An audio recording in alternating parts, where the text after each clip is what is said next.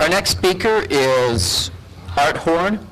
By the age of 7, meteorologist Art Horn was watching the weather on TV every night and collecting weather maps to the point where he actually made his own weather forecast that he took to school. He has continued this through the rest of his life. He has a degree in meteorology with honors from Lyndon State College. He started his television career at a CBS affiliate in Portland, Maine. He's also worked as a meteorologist in Boston, West Palm Beach, Florida.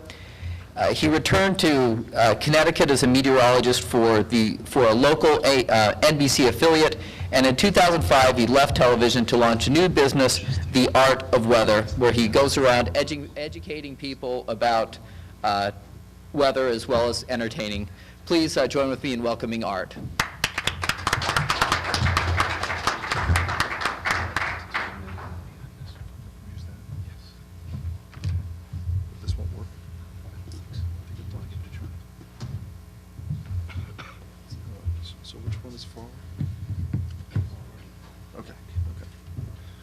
Okay, good afternoon. I thought if I tried to talk like Chris Monkton, I might sound a bit smarter than I actually am. But I'm going to give that up. I think what my talk is about the real climate change that has occurred.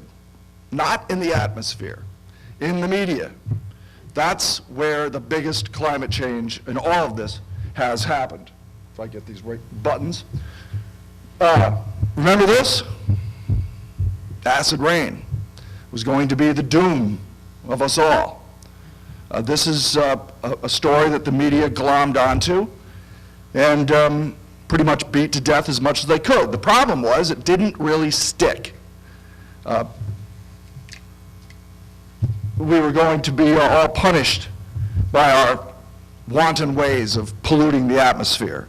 And we saw story after story, program after program. But again, remember, this was early on in media. Remember, the part of the big climate change that has occurred in media has been the diversification of the number of stations. When I started in television in 1979, you had 3 stations in the United States. So everybody was fat and happy, everybody made a lot of money. The competition was there between themselves, but everybody had huge shares of the audience. So we didn't have the problems that we have today. Again, the acid rain story was something that was going to be the next weather disaster, but it never happened.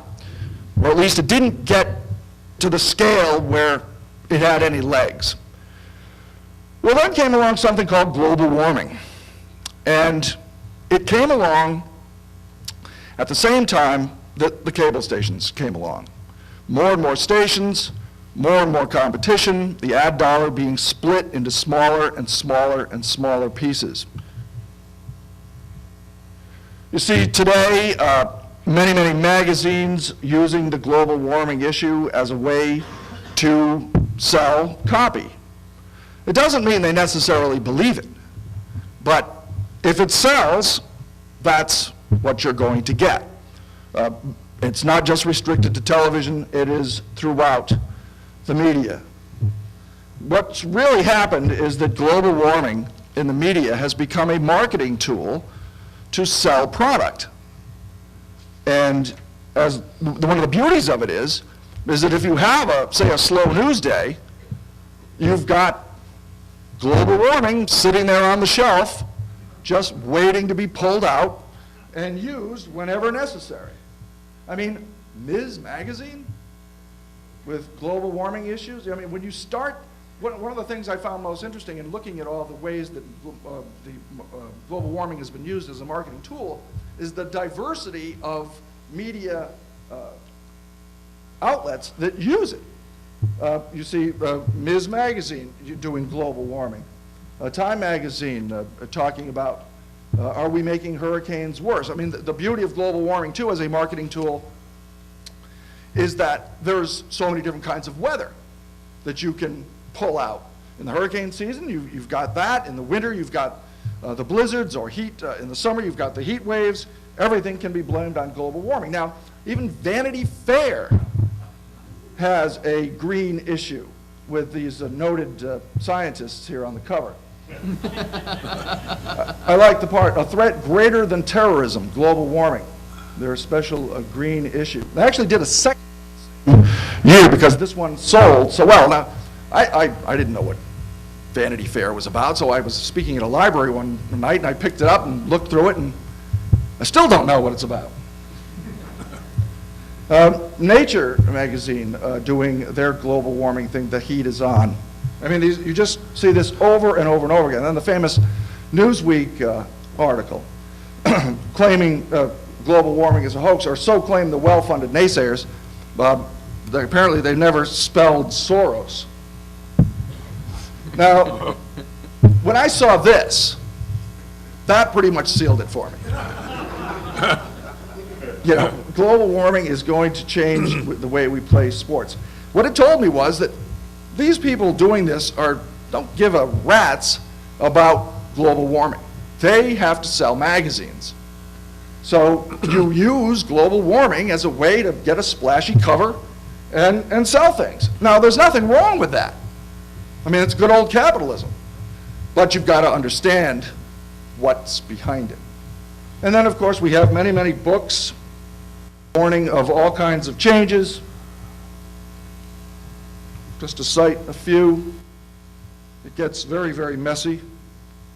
How to survive. The polar bear, of course, is widely used as a fuzzy little warm poster child.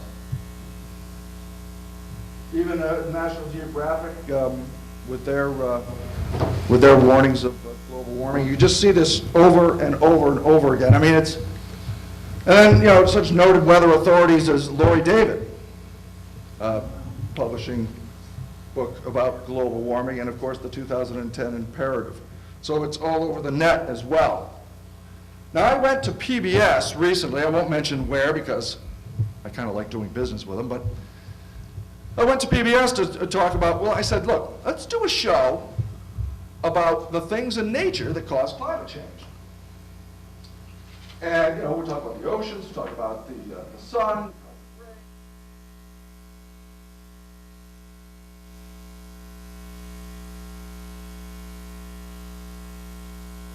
We can't sell it.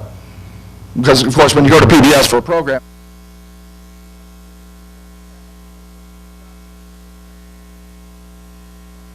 so that kind of fell from the sky. Because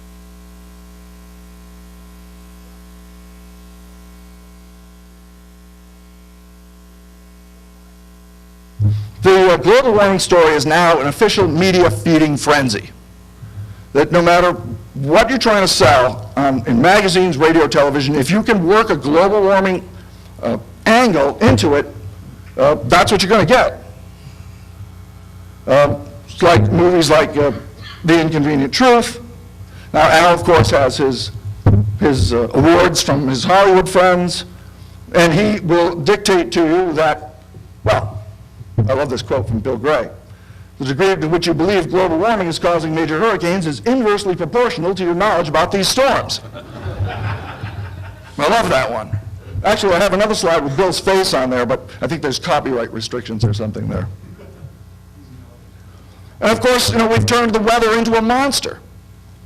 Back in the 30s, or was it 1920? I can't remember the year King Kong came out the first time, but first it was a gorilla, now it's the atmosphere itself has been turned into a monster and is going massive destruction. When young people see this, it's very powerful. And then, of course, we have this movie come out, The 11th Hour, with Leo DiCaprio. This is Leo describing how many people actually saw it. Now, he's a fine actor. And perhaps if the AMO had been in the warm phase, he might not have sunk down to the bottom of the Atlantic in that movie. And then, of course, John Travolta speaks about global warming. Now, he's a good pilot and a fine dancer, but doesn't know squat about climate. Justin Timberlake goes around talking about climate change. Now, well, perhaps well-intentioned, but hardly a scientist. And of course,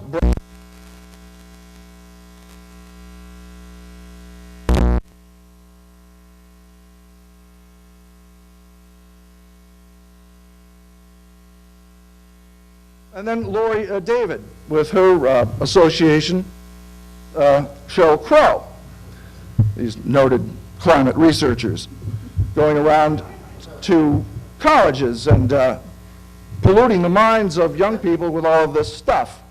Now again, well-intentioned, I strongly suspect, but woefully ignorant of the facts. Now, of course, she was married to the producer of Seinfeld, Larry, but apparently he could not curb her enthusiasm for global warming, and that was the end of that. And then, of course, there's been the big changes that have happened in the television, in the whole industry. Well, this is not when I got in television. A little later, the late 70s. But I've had the opportunity to see some pretty tremendous changes from that to this. And this is where the big change in climate has occurred in the media. Now, it used to be, not very long ago, that the media universe consisted of NBC, ABC, and CBS. Today, how many channels do you want to buy? Many, many, many. So it's had a tremendous impact on the managers and all our news channels, trying to fill time. And when you get a story like global warming that you can pull off the shelf when you need it, it's always there. And you can't prove it's wrong because the forecasts are 50 to 100 years in the future. Now, when you throw in things like the remote, personal computers, iPods, computer games,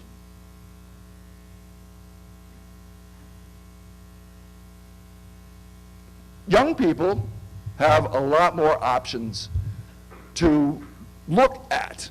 The way we get information, the internet, and all of this is revolutionizing the way we get information, and that is having a dramatic, fundamental, bedrock, shaking impact on media and especially television, but radio as well, because they're always going after the 18 to 34 audience. They love the younger audience because you get them young and then keep them.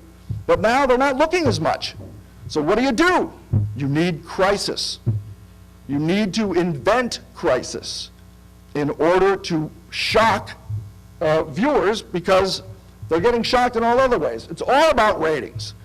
The managers of the stations, the news directors, the producers, all are under tremendous pressure to hold on to the audience they've got, much less grow, because their audiences are continuing to shrink over time. It's a big challenge and very, very difficult. What do? Look at the slippery slope. Since the early 70s, the number of people, the percentages watching the big three has been eroding very, very steadily in this change.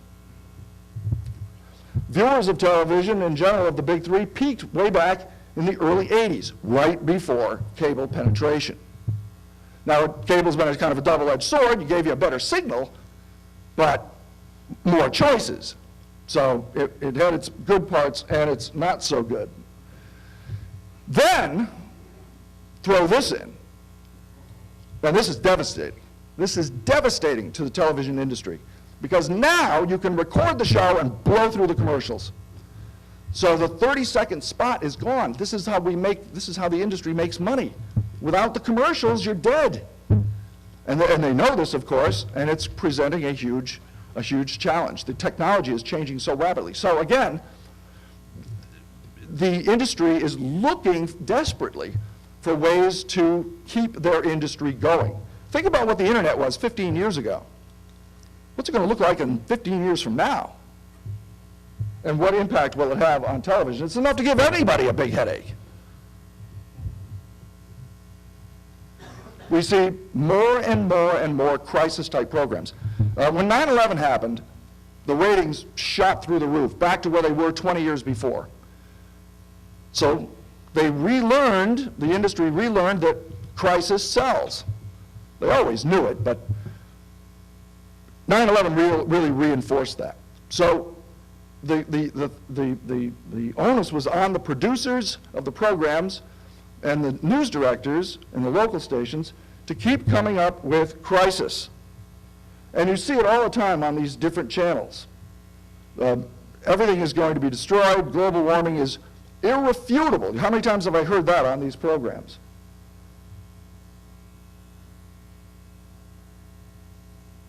So weather has become a much bigger part of the media world than it was in the past. The stations all hire consultants. The consultants tell them what to put on the air in order to get audience. And the consultants say weather, weather, weather, weather, weather. Never enough weather. As much weather as you can do. And that's why you're seeing so much more weather. And then when you got global warming into the mix, it was a perfect batch of ingredients. Now, of course, the Weather Channel, who John invented, was about objective observations of weather and reporting what's happening. But now they also, the problem with the Weather Channel is that people weren't watching for long enough. You got to get those quarter hours in. You got to have people watch at least, I believe it's 12 minutes to get the rating point. But they were tuning in and tuning out, so now they have longer programs. And Dr. Heidi Cohen, with this Forecast Earth program, has said that the American Meteorological Society should not give its seal of approval to any meteorologist who can't speak to the fundamental science of climate change. And her stand is that it's caused by humans. So if you don't believe it, you shouldn't get your seal of approval from the AMS, which is a little harsh. Deborah Wilson, the president of the Weather Channel, says we have a point of view and we think it's really important to articulate why it's happening. Secondarily, which should be the first thing, actually, it should be reversed, is it's good business. And there's nothing wrong with that. That's business. But I think people have to understand why they're seeing these programs and why there's so much forecast of disaster. And then, of course, you have to go after the younger audience as well, brainwash the kids. Now, remember Gary Condit, senator, before 9/11? This guy was on the news every single day. Every day, it was Gary Condit, Gary Condit, Gary Condit. Every day. Then this happened. You never heard his name mentioned again after this. It's because what happens in the news media is that they find an issue, they focus on it, and beat it to death until something bigger comes along. And the something bigger that's come along has been global warming. And they can perpetrate any kind of myth they want, like the Bermuda Triangle. I still have people ask me about this. So you hear the stories of the melting ice, the drowning of the polar bears. We all know there's twice as many on Earth now as there were 40 years ago. The scenarios of the drowning city, the spectacular. See, a lot of these programs that you see are what I call infotainment. They have used the credibility of the documentary style and blended it with the extreme, creating programs that seem credible, sound credible, but are largely incredible. But this is a way to generate audience. I can't even remember why I had that in there. Oh, well, the effects that you see. Everything is going to change. Less Arctic sea ice, shorelines disappearing, storms will become worse. The heat wave of 2003 will be repeated. The fires in California, all blamed on global warming, the shrinking of Lake Chad. I mean, it just goes on and on and on and on and on. The reduction of the Kilimanjaro snowfield and, of course, worse hurricanes because of global warming and more tornadoes. It creates a scary scenario. And that's the point of it. It's the shock value that you need to generate audience. Television audience, again, has been falling. More pressure on the stations to get viewers. And, of course, it's all about money. And there's, in reality, there's nothing wrong with that, but you have to understand why. It's interesting that this winter we've seen the record snows in China, even in southern China with the change of the PDO. The climate has shown some remarkable cold trends. The snows in Lebanon, in the West Bank. Saudi Arabians, normally trapped in sand, have been trapped in snow in some portions, even in Argentina, Buenos Aires, their last winter, the first snowstorm or snow event in 89 years. We know that from Joe's talk and others that the PDO now has gone negative. This is what the PDO looked like 2 years ago, the Pacific Ocean, with its yellows, the warmer temperatures, of course, and here it is today. So we feel pretty confident that the PDO has shifted over. We all know the global temperature has only risen about 1.1 degree in the last 150 years. The polar bears are fine. They are fine and will continue to be so. When I go to schools and I talk to kids about this, I tell them, look, you know, all of this is based on predictions about what's going to happen. The current state of the polar bear is fine. Remember, green is the new gold. And it's not lost on corporate America. And again, this is business. And of course, the inquisition here, the bottom, it says, you dare challenge global warming with scientific debate? Mark Twain said, the reason we hold truth in such respect is because we have so little opportunity to get familiar with it. Thank you.